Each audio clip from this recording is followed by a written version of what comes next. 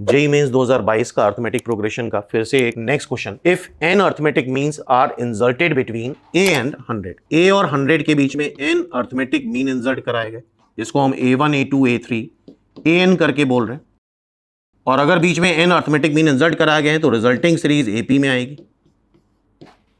ठीक है, such that the ratio of first mean क्या है हमारा a1 है, एंड लास्ट मीन, लास्ट होगा लीस्ट नहीं, लास्ट मीन क्या है an है, दैट इज इक्वल टू 1:7। तो ठीक है, a प्लस n तुम्हें 33 दे रखा है, then the value of n बताना है। तो ठीक है, कैसे करते हैं इसको देखते हैं। अच्छा, बीच में ये n टर्म्स हैं तो टोटल इधर उधर मिला के n+2 टर्म्स हो जाएंगे। तो ये जो टर्म आएगा 100, लास्ट टर्म जो आएगा वो n+28 टर्म होगा AP का, और AP का n+28 टर्म कैसे लिखोगे, first term plus total number of terms -1, common difference d मान लेते हैं, and that is equal to 100। So a plus n+1d is equal to 100। तो यहां से कॉमन डिफरेंस निकाल लो तुम, that is 100 minus a upon n+1 आ जाएगा। क्लियर है, आई होप सबको। ठीक है, a1 क्या होगा, अब रखो यहां पे d की वैल्यू। a1 क्या आएगा, a1 आएगा a plus d, d add करोगे तो a1 आ जाएगा। an क्या आएगा, a plus nd,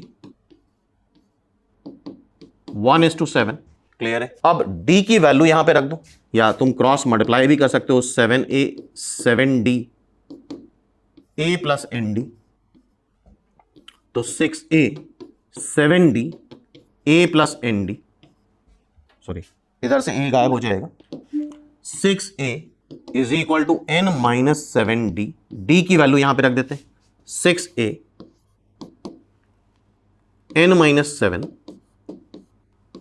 100 minus a divide by n plus 1, 6a n plus 1 n minus 7 100 minus a।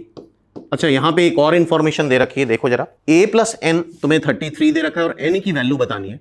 तो यहां से a को एलिमिनेट कर दो, a क्या आ रहा है 33 माइनस n, a क्या आ जाएगा 33 माइनस n, उठा के यहां पे रख देते हैं, 33 minus n, n plus 1 n minus 7 33 minus n। थोड़ा सा कैलकुलेशन ज्यादा है इस क्वेश्चन में, इसको जब तुम सॉल्व करोगे तो आएगा 7n square minus 132n minus 667 is equal to 0।